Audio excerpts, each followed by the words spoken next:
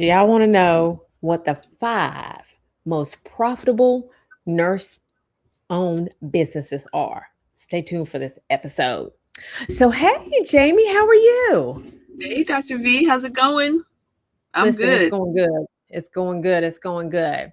So, this is the nurse Building Fortunes podcast. Okay.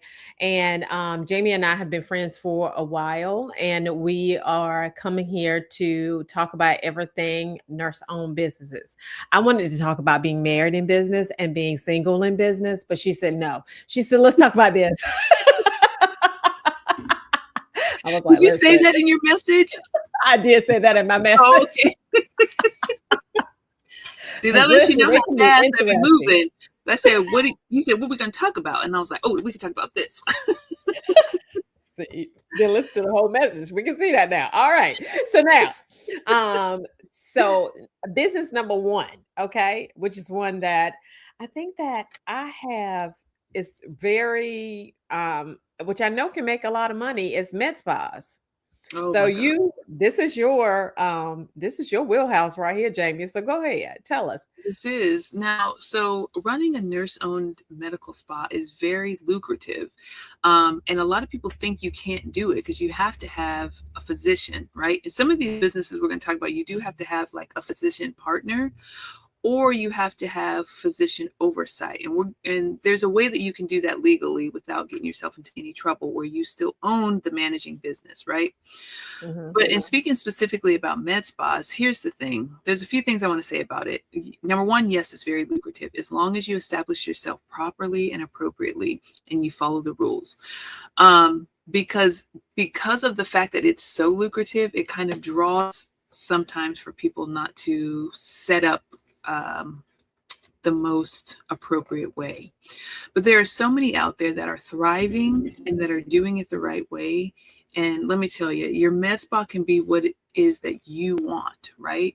You can offer a weight loss medications. You can offer the Botox, the filler, like the traditional things. You can offer laser hair removal, laser, other type of laser treatments. And that's where you're getting into those higher end services because going to make more from those. But you can start out with some of the lower end services, and you can build on that in order to start making those high profits, right? And then your lower end services become your lead in for your potential customers. So I know at ours we do spray tan.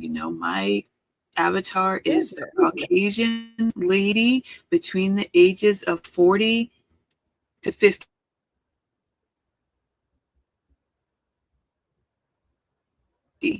On your end or just my end? I think it's your end. I don't know. Could be. I mean, she said she used the spray tan as a lead in. Listen, that's a whole thing, right? Because I've got a friend who does spray tans, Okay. and I'll have she to does an amazing deal with. job. Okay, now you're back. All right, let's go with it.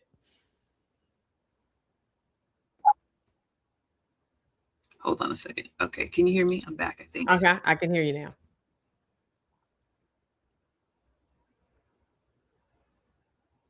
So while she's getting that together, what I want y'all to do is I want you to like, I want you to comment, I want you to follow each and both of us, okay? And I want you to share this podcast because at the end of the day, we're going to be talking about some good things. She's just in the middle of, at one point in time, was in the middle of a snowstorm. She all at Seattle, Washington, I think is where she had. I don't know where she had, to be honest. But that's one of the things that we do know. So when it comes to nurse-owned businesses, med spa is one of those things. You just have to be very intentional about understanding what the rules and regs are in your state, because in your state, there's certain states that there's a lot of states that you can absolutely own the entire med spa, and it is incredible incredibly lucrative because, I want to say it's about 23 states in the US, and 23 of those states in the US absolutely have full practice authority for nurses, right? So what that means is that you're able to, for nurse practitioners, so nurse practitioners are able to own those med spas and deliver those treatments without an issue or without a problem. Now, Jamie is absolutely the expert when it comes to med spa because that's what she has done forever and a day. She kind of started out her business as, a med spa. Now, Viola, okay. Now, how many of y'all out there are med spa like y'all are the med spa people, like you like, the girly girl stuff, like going out? I tell my husband all the time that he's bougie. How many of y'all are bougie? How many of y'all like the whole thing of massage therapy, and you like to get facials done, and you like I guess it's microderming? Like, listen, I'll be, or the wraps, right? So those types of services. And so one of the things that Jamie was just talking about is the fact that you can start it out as a certain service, and then you can lead into your other services, and then you can also create a membership, right? And when you create the membership, then what happens is then they're paying you every month. That's kind of how direct patient care models are, right? And so what happens in direct patient care models is that the patient comes to you, the patient pays you every month. As a matter of fact, with my physician, that's kind of how we do it. One of the reasons why I do it like that is because of the fact that I really like. How many of you don't like waiting? Say if you don't like waiting, drop I don't like waiting in the chat, because I'm very intentional about that, right? Because I don't like for you to waste my time. And one of the things that I liked about the practice is that they don't let me wait. And so you have to provide some type of incentive if you're going to do the direct patient care model, right? And that's for NP practices, obviously. But that the guy that he owns the building he owns, he's like he's a physician. But at the end of the day, med spas can work very much in the same way, where you have a membership, so you have a certain level of service that you get every month regardless, and you're able to get that level of service and it be amazing. Now, a second most profitable business that you can have, now this one is hot and heavy right now, okay? I'm just going to tell you, this is the one that literally can change your life. And so as a matter of fact, it's a home healthcare business. And a lot of people kind of breeze over it simply because it's one of those things that have been around for a long time. But one of the things that you have to understand without a shadow of a doubt is that whenever you're in home healthcare, there are 10,000 people turning 65 every year. And you don't have to be, this is the thing too, is that it doesn't have to be with people who are older. Like it can be with people who are, it can be with, you can have it with pediatric patients. You can have it with the home health care with, patients with disability. Like our seven-figure earner, she had a home health care agency specifically for people with disabilities. And so it is incredibly lucrative to do a home health care business. It literally can change your life. And I tell people all the time, I have a niece, and my niece is amazing, obviously, because she's my niece. But anyway, so my mother started as, and you have to see the vision, right? Because my mother started as private duty nursing, right? And when she started as private duty nursing, she would get all these people that she would go to their homes. And then what happened was it got too much because she was doing such a good job that my sister said she passed it down to my sister. She passed some business down to my sister. Well, my sister didn't want to do it either. Like she wanted to do it for the time period that she wanted to do it for. But this is when it literally changed the game for everybody, was when my sister told my niece about it, and we started talking about it, right? And I was like, you can make that into a business. Now, at that time, North Carolina had what's called a moratorium, right? And a moratorium is when you can't have a bunch of home health care businesses, right? This was prior to COVID, right? And so she could not have that business at that time. So what she did, and this is the power of moving forward no matter what she did was she started a companion service, right? And so you could do a companion service at that time. She started a companion service. Once she started that companion service, once they lifted their moratorium, because once COVID came, then that shifted the dynamic. And then all the baby boomers, they became, they came back here. And so one of the things that you have to understand that as a home health care owner, like she has a high school diploma. You guys out here whole nurses, right? And she is doing an amazing job of what she does. But the reality is that you're not moving forward, right? You think, well, they had a moratorium and then I'm not going to do the thing. No, no, no, no. You need to keep moving forward no matter what. So now Dr. Jami is back. Okay. So she is the queen of med spa. Okay. She's just the queen of med spa. So Jami, tell us about it, because you see your customer avatar. And this is important too. You got to know who your customer avatar is. Yeah. Stop playing. I want y'all to drop customer avatar in the chat. Okay. Because that's important. All right. Go ahead. So yeah, back to what I was saying. And my apologies for dropping off, y'all. I'm in the middle of Washington. It's real out here with the forest and everything. So anywho, my customer avatar is a Caucasian female between the ages of 40 and 50. So we do a lot of skin resurfacing, a lot of things, are targeted around the skin. And spray tans is just one of the things that they can come in and get. And while they're in the office, we're usually able to sell them on higher services.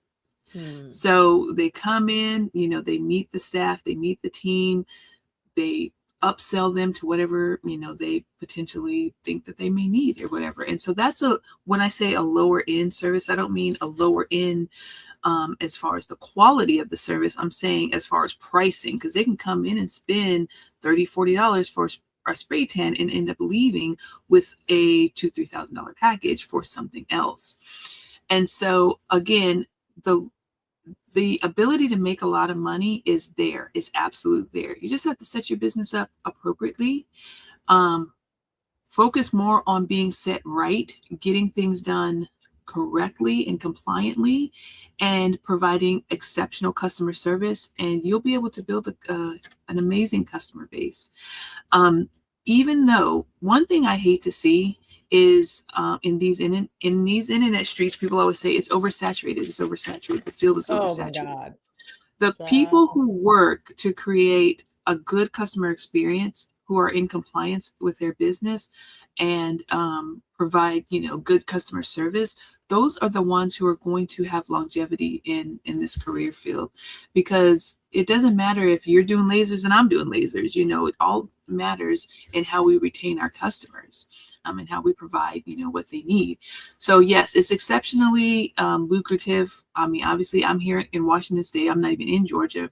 Business is in Georgia. About 2.5 years ago, maybe close to 3 now, I can't even remember, it was 3 years ago, I hired a spa director. She's a nurse practitioner. I coached her up and I taught her everything she needed to know. And now she's the CEO and I'm over here doing something else. So that's just, and that was and that was at my 5-year, that was at the 5-year mark, right? So listen, I know we're talking about 5 nurse-owned businesses that are profitable, but you've got to set your exit plan when you start. Right. Understand what it is you want to do and for how long. And so that was I had my 5-year destination plan whenever it came to that particular business, and I was able to achieve it. Yes. And Jami was like, listen, I didn't know what her 5-year plan was at the time. Okay. Jami was like, well, I'm just going to drive across the country and we're going to, open up this, she's got this wellness. What is it you're opening? Spa. So I was like, It's going to be a retreat center. A retreat center. Okay. So all of my people just know that we're going to be going to this retreat center. We're going to wait until it's no longer snowing. Okay. But we'll go there. Okay. And wait until we finish building it too, because we're working, but it's Washington. It rains 9 months out of the year. So things are moving slowly, but anyway. So one of the things that I'm glad that you capitalized on one of the things that I said when you were not here is that good customer service is really, really important, right? Oh, And yeah. so, I have, direct patient care with my physician. And one of the things that I am very intentional about, like I hate for people to waste my time. Like when I go to get Mhm. my hair done, my hairdresser don't waste my time. Nails done, don't waste my time. Like if they don't waste my time, I'm not going. And Right. so with this direct patient care service, he does the same thing. Like the one thing that I love is that I wait maybe 5 minutes if I get in there. And once I get in there, he gets me back. He talks to me. He spends time with me. He understands me. I mean, and Mhm. then we leave. Like it's not like I'm rushed or anything. And so I love that about that the experience, because if you don't provide the great experience, then they won't come back for sure. And you know what?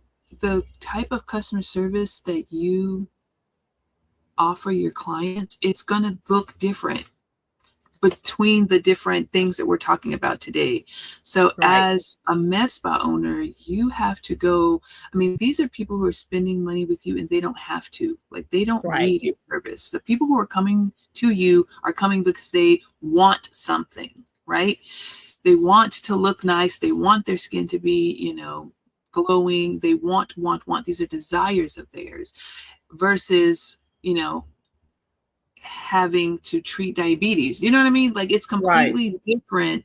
And so your level of how you provide that customer service, you may need to take like some additional um, get a coach who's exceptional in customer service, get take a course online, something. You may need to do that because if you're coming from one aspect of being a bedside nurse and you're transitioning to having to provide this level of high level of customer service, then that may be something you need to brush up on a little bit, and that's okay. It's okay to admit it, and it's okay to be like, okay, when I'm in the hospital, I do what I need to do for my patients. I like them, I treat them, well, but what I'm providing there and what I'm providing over here are going to look completely different in how I interact with them. And I love that because one of the things, there's a John Maxwell's book, the 21 Irrefutable Laws of Leadership. And one of the things that he talks about in the law number 2 is the law of the lid. And he said, and this, let me tell you something. I was like, oh, no, he did say that. I was like, wait a minute, what he say? And so he said that, so he went to dinner with he said that he would always go to dinner with people who were exceptional at that job. And I do that now, right? And so he would go to dinner with them and he would just ask them leadership questions. And so he asked this guy who would go in and revamp resorts. And he said, so he said, what are things that you absolutely do whenever you go in and revamp the resorts? He said, he said, thing number one that I would do is, he said, I would train the front end staff on customer service. He Mhm. said, and thing number 2, which surprised the crap out of me, he was like, and John too, it surprised him. He said, he said, I fired the CEO. He said, say what? He said, I fired the CEO. I was like, what? And he was like, you cannot go any further than the CEO. If the CEO is a 4, you can't go any further than a 3. And everything, and John Maxwell talks about everything rises and falls on leadership, right? Leadership. And so Yep. understanding that you have to have a good leadership ability in order to run a business. So we're gonna run through these a little bit because we're short on time. But Oh, my bad. home healthcare businesses. So we talked about home healthcare, and I told everyone about, my niece running a home healthcare business and how lucrative it can be, because there's 10,000 people that are running, that are turning 65 every single solitary year. Mhm. I Yep. mean, every single solitary day. Mhm. And so because of that, because of the baby boomer era, you have a lot of opportunities there for sure. Yeah. You have anything to say about that? No, just that home healthcare, and one of the other things we're going to talk about on our list of 5 most profitable nursing businesses are different. And so I'm glad you gave the example that you gave with home healthcare and your niece running it and elderly and things of that nature, because we're going to talk about something and people are going to be like, oh, isn't that the same? But it's not. It's completely different. So we'll get there. Sweet, sweet, sweet. So I'm going to talk about the one that I love the best, obviously, is nurse coaching. right? Mm. Nurse coaching is huge, right? And I think one of the things that a lot of people don't realize, and this is something that people are just not clear on, is that nurse coaching and consulting is so lucrative. Number one. Number two is there's so many gaps in healthcare that you where there are problems, there are solutions. Where Mm. there are solutions, people pay you for those solutions. Mhm. Like, I don't like it's crazy to me Yeah. for people to not see the possibility of Mhm. where they can go with nurse coaching, right? And I Mhm. just give you an example. If you were a nurse consultant for, and you know, I'm the ER nurse, okay? All right, so I'm gonna talk about ER. So the turnover in the ER is, typically you will turn over a nurse every 5 years, right? Mhm. If you can keep those nurses in that environment for longer than 5 years, because once you turn over a nurse, that when you lose a nurse, that's $60,000. That costs the organization $60,000. You turn over a nurse leader, you cost the organization $150,000, and not even to the whole people that's going to follow that nurse leader out, because people don't stay because of the place, they stay because of the leader, right? Leadership. And so Mhm. now you got much more of a deficit because that nurse leader has left. And so you have to understand that you can go in there, charge them 100K package for sure, right? And help them with their retention because you understand the gaps that are in healthcare. I Yep. mean, And I love that example that you gave because you're talking specifically to hospital leadership. And so I'll share my first consulting business that I started before my before I started doing health aesthetics and wellness was I was the director of quality infection prevention. So we did a lot of survey readiness and things of that nature. So I was like, oh, I can make money doing this with other people or whatever, right? So it was risk management and survey readiness. And I only bring that up because there's so many aspects, whatever it is that you are experiencing in the hospital. Dr. V said, I am an ER nurse, so I know about ER, and she's done training through on leadership, so she understands leadership. So she took the knowledge that she already had and she turned around and found a deficit somewhere outside of the place she's already employed, and she created a package, and then she went out and presented it to people. Okay. mhm, And that's what I did. Same thing. I was going out there and I was creating a package. Here's how we can help you. You come with numbers like you just did, V. You said, hey, it costs this much to keep a nurse. It costs this much when you lose the nurse. You come with the numbers, right? Survey readiness. How much are you going to lose if you don't have your chest pain accreditation, your stroke accreditation, all those accreditations that you need to have?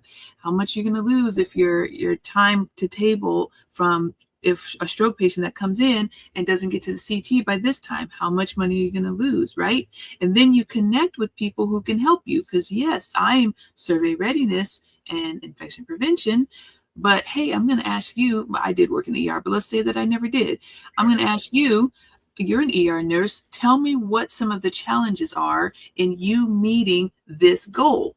You can't just run in there and say, you need to do this, you need to do this, right? That's leadership. But you as the consultant have to come in and you have to understand it from their perspective before you can make the recommendations, right? But you're taking the knowledge that you already have and you're packaging it up and you're helping somebody else do what they need. And that's what consulting is. So coaching and consulting are different, but we're talking about them interchangeably. But becoming a consultant or becoming a nurse coach is taking the knowledge that you already have, building a package or a program, and putting it out there to whether it's the consumers or whether your consumer is other businesses. So business to consumer, business to business, however it is that you want to do. If you're a consultant, you're targeting businesses, other that's right. businesses. So it's extremely lucrative, not only by the fact that you can take the knowledge that you already have and start making money right away, but to get into it is lower cost versus getting into a med spa. Yeah, you're going to make a lot of money because it's a multi-billion-dollar industry, but typically you have to put a lot of money into that business. I'm talking about significant amount of money into the business in order to operate it. So, so those are some of the things you want to think about also as you're building a business or looking at what type of business you possibly can get into. How much money do I have to spend? How much money am I willing to spend to get this business started? And that could probably help you try to pick and choose which one you want to start out with. Because the business you start with, it doesn't have to be the business you end with. Come on. Like, listen, that is one of my, I'm just like, if you start it, it's okay for you to Uh-huh. move, right? And typically what happens is when they pivot to the business, they typically, that business is the one that's the strongest one anyway, right?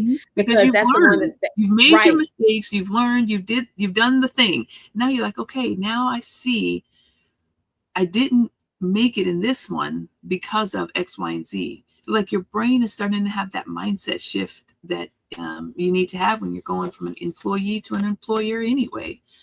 But yeah, I And agree. somebody said this the other day on a podcast. They said that entrepreneurs fail when entrepreneurs are successful, that they fail more than anybody else. And Mm-hmm. this is the one thing that people have to understand is that the fail rate is high. Okay. It Mm-hmm. is. It is what it Yeah. is. But the reality is that when you come back to it and you Mm-hmm. keep coming back to it and you keep coming back to it, you're going to make it work.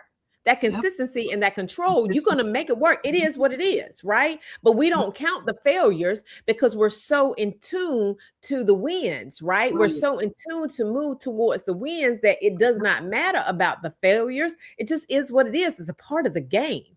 Yep. And when you fail, you learn. Like Yep. that's what you do. Like, don't Exactly. be so concerned about that. And Mm-hmm. so, and then people will say, anyway, I'm not even gonna go there. Okay, the next one. All right, the next one that we need to talk about is nurse concierge. So tell us a little bit about nurse concierge. You said it So was nurse, different than home health. I did, and that's exactly what I was going to say. This is what I was talking about whenever I mentioned home health is different from a nurse concierge business because home health typically, like Viola, you pointed out, and I didn't hear all you said because my computer's acting up, but typically your target person that you're going after is the family member of elderly person or severely unable person, like they're not able to go someplace Take for care their of them. care, so you're doing their care for them at home. But nurse concierge, it's about convenience, right? So it's about I probably can go, but I would rather you come to me, right? Mm, And so that's kind of a little bit more on that level of the target. Your target audience for that type of service is going to be along the lines of like those med spa people, right? They have the money to spend on what they want, not necessarily just what they need. So I always encourage nurses that are looking to do some sort of concierge business. I'm like, you can start out with something like respite. I mean, how many two-generation homes have their mom or dad or both of their parents in the home with them, and they probably just can't fully 100%, maybe they just need an extra pair of eyes on them. And so mhm, the daughter and her husband or the son and his wife, they want to go on vacation and want to take their family on vacation, but mom and dad can't go with them. So they need somebody to come and be their eyes, basically. You can make a mhm. lot of money doing respite, and respite is a concierge service. It is so much. And one of the things that you know, that I know is that when you speak, like whenever you're talking, it's all about your language, right? And your Mhm, language has to speak to that clientele. Like I mhm. had a client, and she put her website like when we went and looked at a language on her website, I was like, that language is not speaking to anybody who got any money. Okay, I'm gonna Right. need you to change that language Mhm. because at the end of the day, you need to sell. And people always get torn out of their frame. It's so funny to me. It's so funny to me. And if y'all are torn out of your frame about nurses making money, this is probably not the place for you. Okay. Right. All right. It's probably not the place for you. It's okay. Okay. You Right. don't have to hang out with us. You can hang out with somebody else. Okay. However, all right. The deal is that this because this one lady, the people that she came under my post and she was like, it's ridiculous. These nurses, you should be doing it because you have a passion for it. I mean, lady, do you get paid? I mean, Right. Right. What are we doing? It's What are we it talking is about very here? interesting that they have that theory about nurses, but they don't have that theory about physicians. Come on. Come on. Because we hear that more and more, and you're absolutely right. I've heard people say that, quite often. Like you hear that more and more, that, nurses should be taking care of people. They should have the passion and the drive to take care of people, and they shouldn't be looking for other ways to extort money out of patients and, things of that nature. But we'll be quick to call up Dr. So-and-so. And physicians do concierge medicine all the time. Think All the about time. celebrities. Think about your Like influencers now. the lady who was at the Super Bowl. You Yeah. remember? Her Mm-hmm. husband was on the field and she pregnant with baby number 6, and Mm-hmm. her physician was there at the Super Bowl Yep. with her. Yep. I'm sure that physician got paid a good amount of money to be at A that good Super amount of Bowl money. You're talking about the and Kelsey, was at the Super Bowl. family? What? Yeah, Kind of exactly.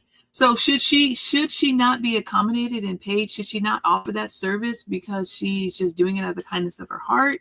I don't understand why people think that, but yes. So yeah, they think that about nurses, but for some reason I don't hear that discord whenever it comes to physicians. That's just me. I don't know. Yeah.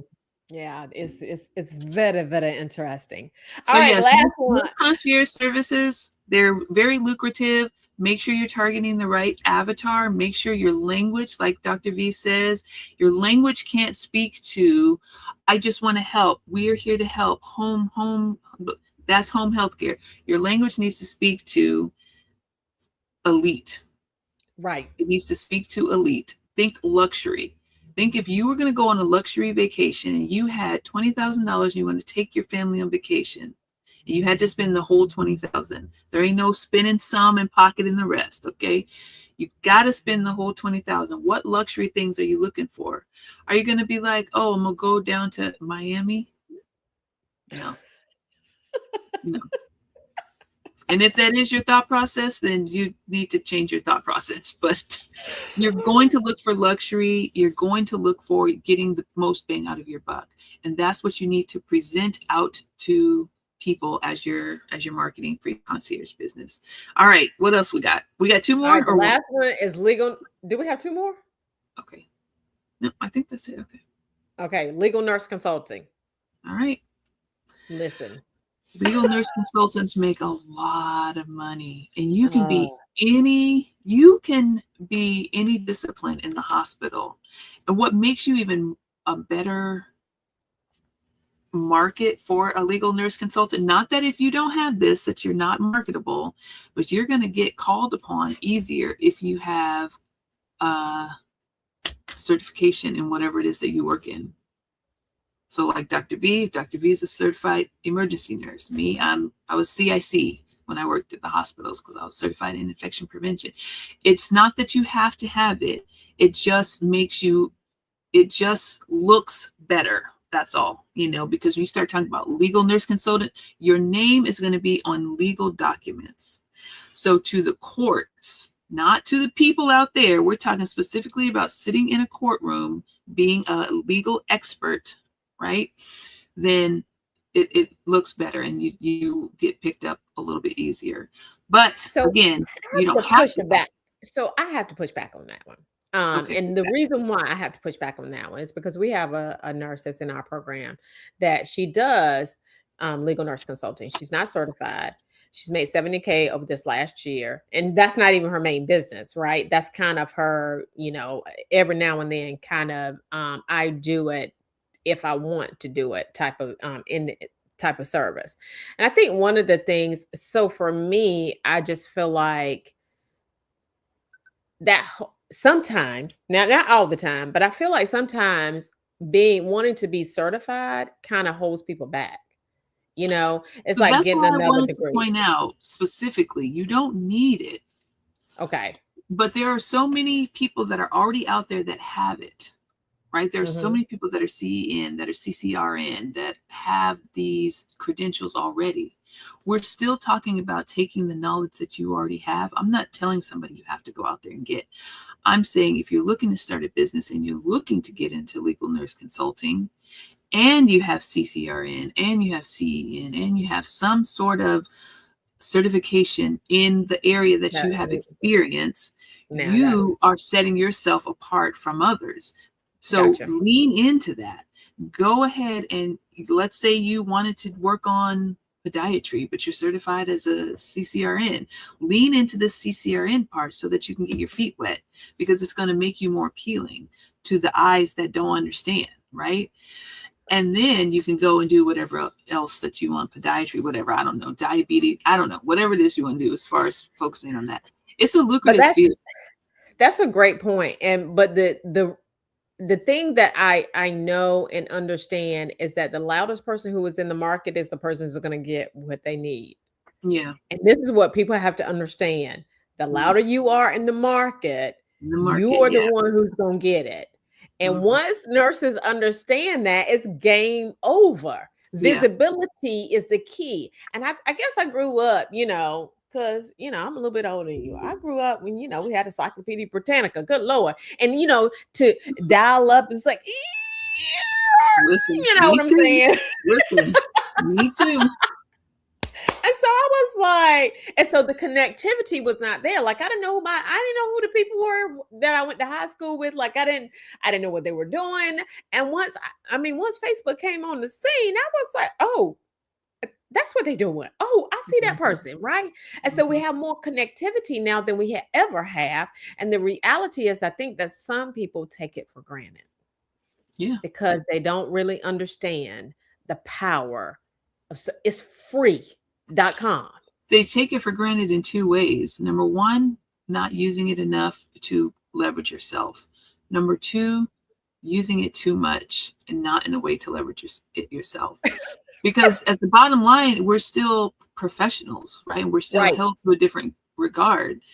And so there are so many things going on with nurses in the news and med students and this and that, people being reported to the board for making inappropriate content. So in as much as, yes, you want to put yourself out there constantly, you still need to do it in an appropriate manner. Let's not get too caught up in trying to be social media famous that we forget what the end goal is and having appropriate businesses. Now, I know that's not what you meant. I just have to say that for those listening, because this chase for fame, it can be such a detriment to people nowadays in this new I'm instantly put out there in front of all these people. Oh my God, I have 20,000 followers. Oh, I have 100,000 followers. Now I have to keep these people entertained, right? It's like you lose whatever it is that you want the message to be in the chase for the fame. And I don't want our listeners to do that. I want you to be intentional about being out there and putting yourself out there and making sure that whatever it is that you're putting out there is a direct reflection of who you are and the care that people will get when they call you for whatever business it is that you have. That's exactly right. That's a great, great point, Jamie. And that's just because, I hang out with smart people. I just don't hang out with people who are not smart. Okay. All right. That's what we do. So we both have a hard stop at 7 p.m. Eastern Standard Time. I don't know what time it is over there. Okay. 4. Okay. She has a hard stop. So I just ask that you like and follow us. We will be coming back every Wednesday, typically, to give you some insight on nurse businesses. And hopefully we're going to get together. I'm going to fly over there. She's going to fly over here. And we're going to do this podcast together and in person. So again, like, follow, comment. Tell us what you like. Tell us what you don't like. Tell us what you want to hear about. That's one of the things. If you want to hear about a certain business, we can definitely go over it and really, really help you to understand how to make that business lucrative. You ladies and gentlemen, have an amazing rest of your day, and we'll chat with you later. Bye-bye. Bye.